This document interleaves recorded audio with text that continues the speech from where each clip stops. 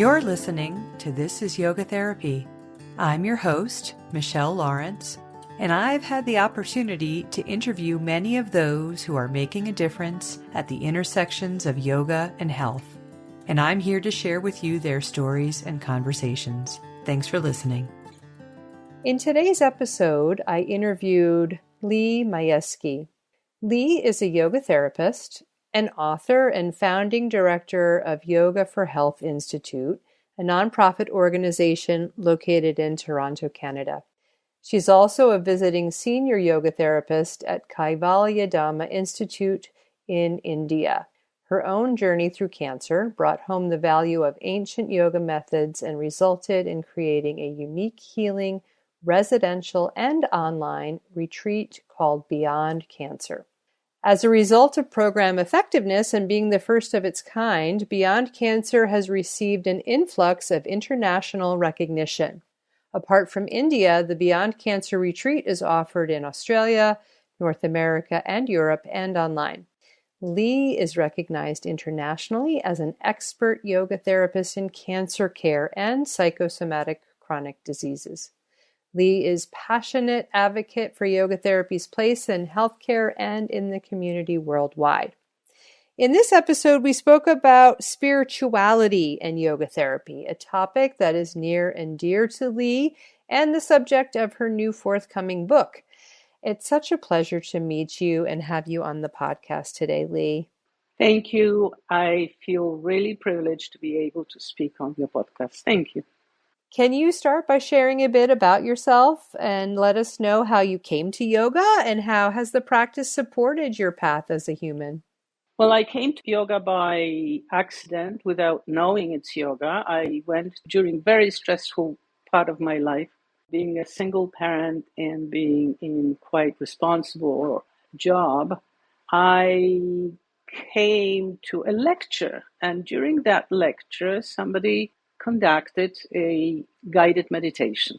And after 10 minutes, I opened my eyes and I thought, my God, what was happening with my body? I want this. And so I would start meditating 3 times a day. And being in corporate world, I would go to the washroom during lunchtime and sit in a cubicle on the toilet and meditate for half an hour because there was nowhere to go. And that pretty much how it was for 15 years until I went to ashram and a guru in the ashram said to me, "Oh, you have been practicing yoga for 15 years." And of course, I had no idea.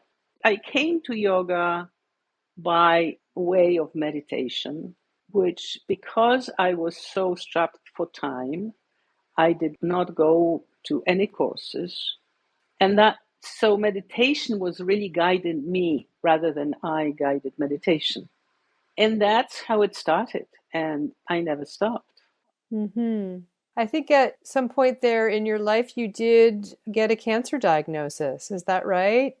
Right. So I was invited to ashram for 3 weeks as a guest.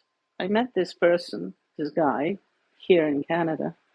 And he invited me to his ashram, and I said to him, "But what is ashram?" And everybody was saying, "Guru, guru, guru, guru." And I thought, oh, this is a cult. And of course, I had no idea what guru is. And I had no idea what ashram is. So when he invited me, I said, okay, for 3 weeks, I can come and have a look at what it is. And so I went to Trinidad. And 3 weeks turned into 3 months. And after 3 months, he's asked me to stay for a year, which I agreed to. And after a year, nobody was talking about me going back to Canada, including me. And so I traveled with him throughout the world in the communities.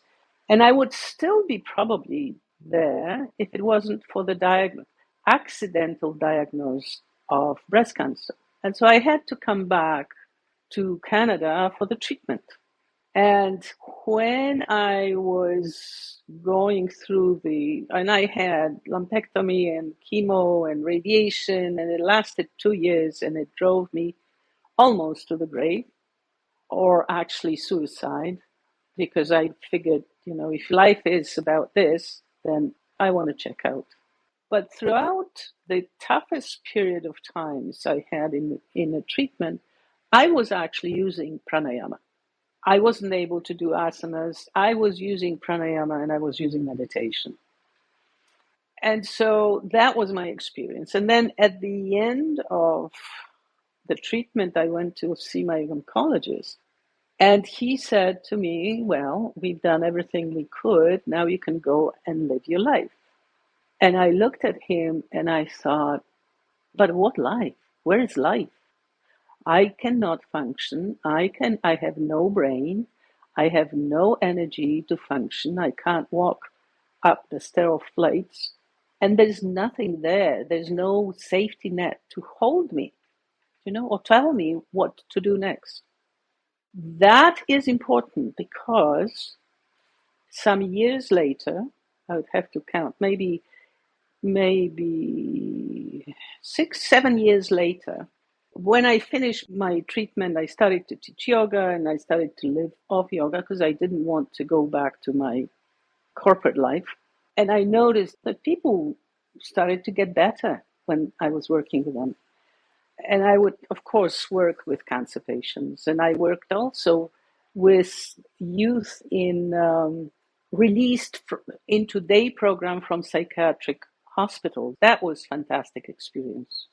And I've noticed that there is a great improvement. So I thought that I should go to India and study in India yoga therapy just to see, to study from the horse's mouth.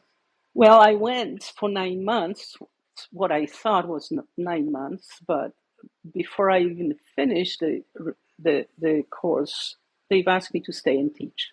And so I was running and I created Beyond Cancer protocol as a protocol which was for those people who were told by the doctor, you can go and live your life, and they had no life. I remember that moment, and I remember thinking my husband had triple bypass. He was released from the hospital in 4 days and had 6 months rehab twice a week. And we've got nothing. Once they finish destroying the cells in our bodies, they tell us, go and live your life. And so my protocol for these retreats was specifically to help people to come back to life. And it worked. It works miracles. It really works miracles. We published 2 papers. The third paper is in the making, and it's a long-term paper. And I can tell you that I was privileged to see miracles happening. Well, let's talk about spirituality, because my sense is this is a key part of what you do and what you bring in to Beyond Cancer. Perhaps we can start by making a distinction between spirituality and religion, since the two traditionally may have been connected and intertwined. Well, till about 2000, researchers and everybody was thinking about spirituality as a synonymous to religiosity. This was forced to change in the space of hospitium, because they would have people who were dying who did not believe in God or did not have their religion there. But there was very distinct spiritual distress in people. And so people who were working with dying patients saw the need for spirituality. And the definition of spirituality really was evolving since perhaps 2004 or 5. But I like very much what Pierre Teilhard de Chardin, he said that religion promises life after death. Spirituality is to find God in our interior during life and death. And I think it just hits the nail in the head. Could you say it one more time? Yes. So he said, religion promises life after death. Spirituality is to find God in our interior during life and death. And that is going to be a citation in my book. It goes on the first page. Mm-hmm. So I think that the definition itself, researchers were struggling because spirituality means so many different things to different people. And it depends on the culture, depends on the religion, depends on geographic land. So researchers were really struggling with different approach to definitions. But I think that the best one that is sort of standing right now is formulated by Institute of Spirituality and Health in George Washington University School of Medicine and Health Sciences by Christine Puhalski. And her definition says, let me just read it to you. Spirituality is dynamic and intrinsic aspect of humanity through which persons seek ultimate meaning, purpose, and transcendence, and experience relationship to self, family, others, community, society, nature, and the significant or sacred. Spirituality is expressed through beliefs, values, traditions, and practices. I think it's beautiful. I also There's a think lot in that, there. yes, a lot in there, but she also talks about spirituality can be seen in four domains, like qualities of being, like love, hope, meaning, and purpose, spiritual values that have an impact on coping and healthcare decisions, relationship and connection to vertically, it would be transcendental power or higher power, if you would say, or God, if you would say, and horizontally, connection to other people. And then spiritual practices. And out of that, we, as the team, because really the serious research started from 2009, when for the first time they defined a secular definition of spirituality, where there was no religion in it.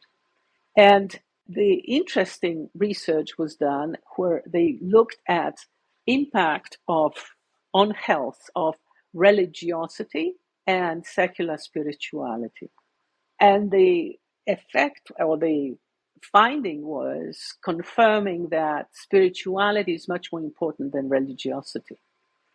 And then out of that evolve concepts associated with spirituality, like spiritual care, spiritual health and well being, spiritual transformation, spiritual distress, and spiritual pain, and, spiritual assessment, and all those aspects that researchers are now looking at.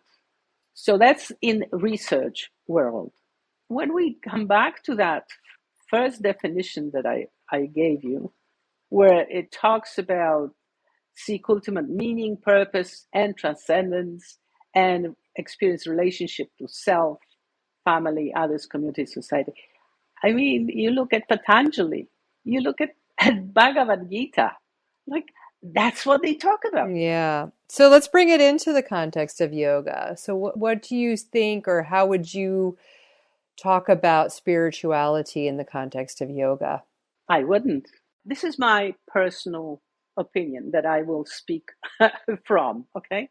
And my personal experience working with people who some are getting healthier and some are healing but not curing, meaning they reach the peace and quiet in their lives to die few weeks later after the retreat, right? So they are healed, but they are not cured. So my conviction is that you truly cannot teach spirituality. You can teach about spirituality. You can do practices for your own spiritual development. But to me, spirituality is like a taste of honey. So I can describe it. but you will never know what it is until you taste the honey. And so to me, the very basic, the very base of spirituality is practices of yoga. And those practices of yoga are designed, and I'm talking classical yoga, I'm not talking goat yoga. Well, that exists too. Yeah. But I'm talking about Patanjali, for instance, where he's taking us from social and personal ethics through working on body asanas, through working on subtle energy pranayama, through working on meditation, on our mind, and going beyond the mind. And that is spiritual development. So we have to live it first. See, to me, yoga is different modality. It's experiential modality, and it requires a different learning. You can learn about yoga your whole life what you want, but you will not know what yoga is until you start practicing, until you have your sadhana and you do it every day for a long period of time, just like Patanjali said. And it only then, when you can maintain the management of your senses, when you can go beyond your mind and connect to your own divinity, it is only then you will be able to be in service to your clients. Because if your ego is running the bus, then you're fixing the client. But if your ego is in service to the divine within, then you're guiding clients.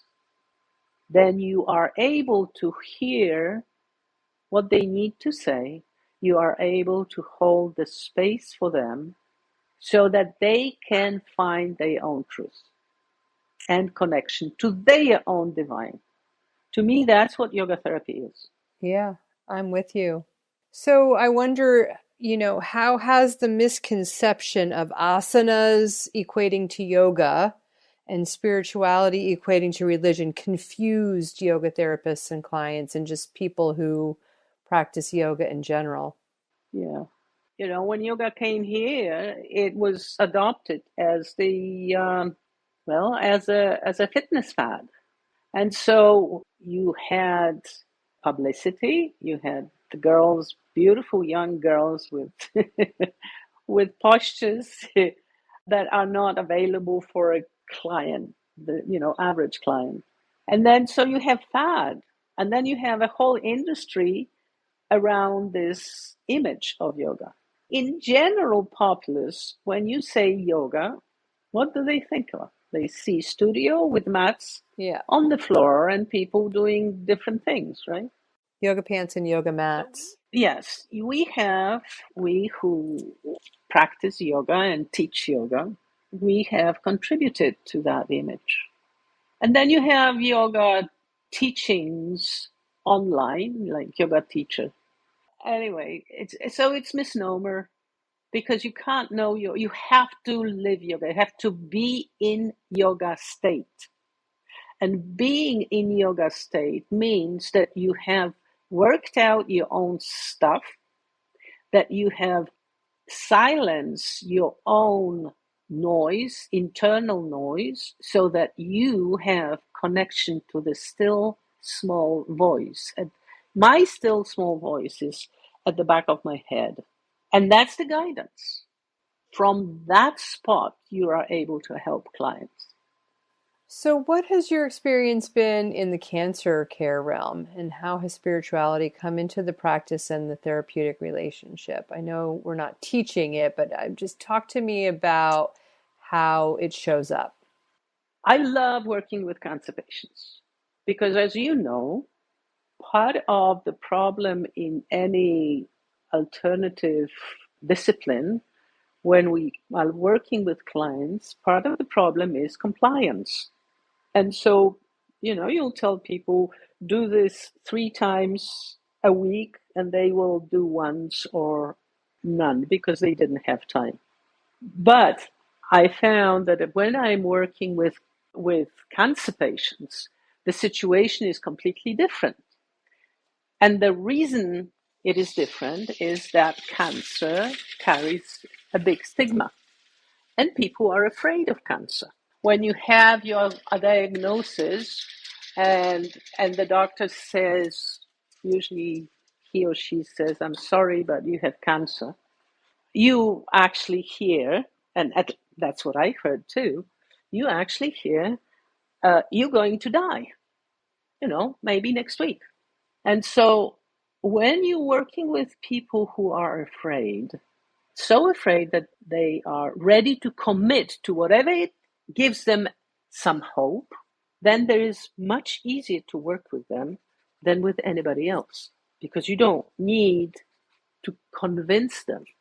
You give them low hanging fruit, and it's easy because they are so stressed that, you give them a technique, breathing technique. In 10 minutes, they feel tremendous difference. You do yoga nidra with them, and suddenly their faces are completely different. And so they know that there is something that can help them. They don't know to what degree, and I never know to what degree, but I know it's going to help. The way that I bring spirituality is, now I have to say that I am in a very special environment because I bring people into one location for 3 weeks. Mm-hmm. They do 6 hours of yoga every day for 6 days, Sundays off, for 3 weeks. So it's very intense. It's not taxing, but it's very intense. Mm-hmm. And usually they come, I started this in India, so people were coming from all over the world. So it wasn't easy just to say, well, I don't like that, I'm going back, right? So they were stuck. And the first week is always the worst because you learn new things, you learn new routines, your day is totally different than anywhere else. And so it's sort of adaptation. And during that first week, people usually, I don't explain anything. I don't talk about any philosophy or anything. We just have 6 hours of yoga every day. Usually, by the end of the first week, they start having experiences. And I had people who did some of yoga, like yoga studio once a week or twice a week. And I had people who have never done yoga. And without fail, if they were applying themselves to the practices without fail, they would have some kind of unusual inner experiences. And so they would come to me, and there was a lot of sharing. And by the end of the week, group was really family. So they would start asking the question. And that was my opening. This is where I would come with philosophy. This would be there where I would come with explanation of yogic anatomy, the prana, the movement of subtle energy, and so forth.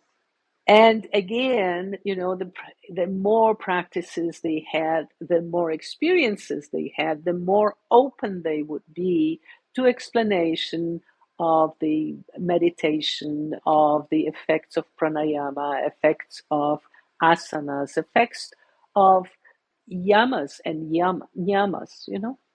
And so, but that would have to come from them in form of the question.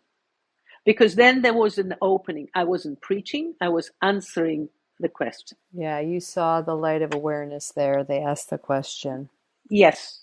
And they were open to listen. When they are asking, they are open to listen. When I am saying something, they may not be open to listening. They may not be ready. So the most important part of spirituality, though, was my own level of spiritual development, which directed my ability to hold the space for other people. So when you are asking me, what advice would I have for yoga teachers and yoga therapists? I would say, look into the mirror, start working on yourself. Have personal daily yoga sadhana. And before you go out to change the world, make sure that you've transformed yourself.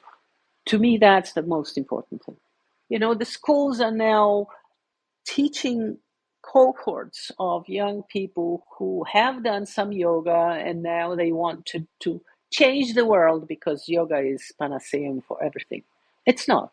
We cannot change the world. We can only hold the space for other people so that they can find their own inner self, capital S.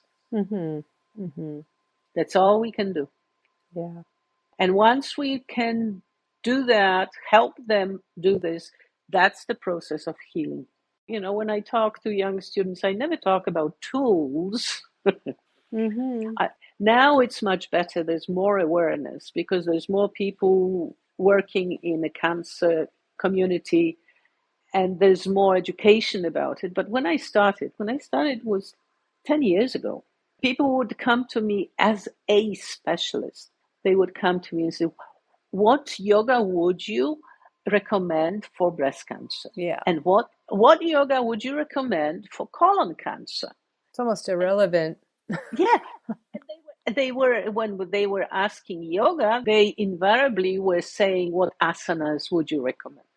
Every time I would have this question, I would answer, I wouldn't, because I don't work with cancer. I work with a person. People, yeah. Well, it kind of leads me to my last question, Mm-hmm. because I think this all ties together so beautifully. So, in our training programs at Inner Peace Yoga Therapy, we do teach our students who are studying to become yoga therapists that they've got to do their own practice. They need to have their own steady daily sadhana or spiritual practice. That's what you need first. This sets the foundation and comes before being in community and doing any work with others. So I'm curious on this subject if you're willing to share what your personal sadhana looks like. And I have no doubt that it has changed through the years in some way. Oh, yeah. And I'm sure that there are also key components that you keep with you through the years too. And even if they change, tell us a little bit more about what it looks like so that it's not a mystery. Because I find that when we talk to people and say your sadhana is so important, right? People are like, okay, I got to do it. And then it becomes this mysterious thing that people don't know how to do. And I love to just kind of demystify that and share so many examples of what it can look like. Well, it was transforming, right? It through the years. So how many years am I doing this? Since 86. So many years, too many. I'm too Yeah. old. And Not too old. No. so it started with meditation, as I said. And of course, I didn't even know that it was yoga then. Mm-hmm. But then I started to do asanas, which were nice for me because I've always played sports. So I've always used my body and was quite aware. Even then, I was quite aware of my body. And then there was a time where especially when I was with a guru, my awareness was expanding. We had meditation, we had a lot of chanting. And I remember that I would have sessions with him, and I would come out of the session, and it was the strangest thing. I call it wall time, because I would have to take the chair, sit in front of blank wall, white wall, and wait for energies to align themselves. Because I had a feeling that my head was somewhere else, my heart was somewhere else, and my body was somewhere else, and my prana was somewhere else after the session with my guru. And so it was like, oh my God, I can't even walk. So I had to sit, and sometimes I would sit for 2 hours, sometimes I would sit for half a day, waiting for those energies to sort of sort themselves out. And of course, I didn't know what was going on, but I was lucky to have Guru who sort of pushed me how it. So that then I started to understand that this is all about awareness. And if it's all about awareness, then awareness walks with you from the day you wake up to the day you close your eyes. And so, on top of maybe having meditation or practice of some asanas, I would practice awareness. And I do that to this day, where I'm getting up and I am aware of what is now. And that is a wonderful panacea, because my mind doesn't go anymore to the past or to the future. It happened to go, I switch on mantra and I'm in now again. And that internal silence, which allows for awareness, allows me to be connected. I call it my inner divinity, or self, capital S. And so I don't need to know what's going to happen tomorrow. I just need to know what to do today, right now. Saying that, obviously, there is practical part where you have to set certain appointments and certain schedule for your day and all that stuff. And that is happening. But if something changes, that's okay, because I'm in today, and tomorrow change, that's fine. Tomorrow is tomorrow. Today is more important. So my sadhana is much more throughout, I would say, throughout the day, of being aware of what's arising in me and being a witness to my body and to my emotions and to my thoughts. And well, I play sports still, and I swim, and I meditate. So that's my sadhana. Beautiful. I love how you talk about it, and I love how you share this in a way that feels really important, and also something that we can all become a little bit more practiced in ourselves. And it's going to look different for each of us, but Absolutely. But I have to tell you one thing. I have been sometime for 2 years on accreditation committee. And what I've noticed was that people are, and by some programs, are only encouraged to have their own sadhana. It's not a requirement, it's encouragement to have. And when they finish the program, the sadhana stops, because I finished the program, I don't have to do the sadhana anymore. And when I was in India, I created a 2-week masterclass. And this was for people who at least had 5 years of intense teaching experience, and they wanted to hone their skills. And I would have people from Europe and States. And I found out that even though those who were trainers did not have their own sadhana, some of them never meditated, some of them never did pranayama. And so there is this, I will generalize now, but there is this tendency to learn yoga in Western way. And that is that I will learn intellectually yoga. And maybe I'll do some practices here and there, maybe.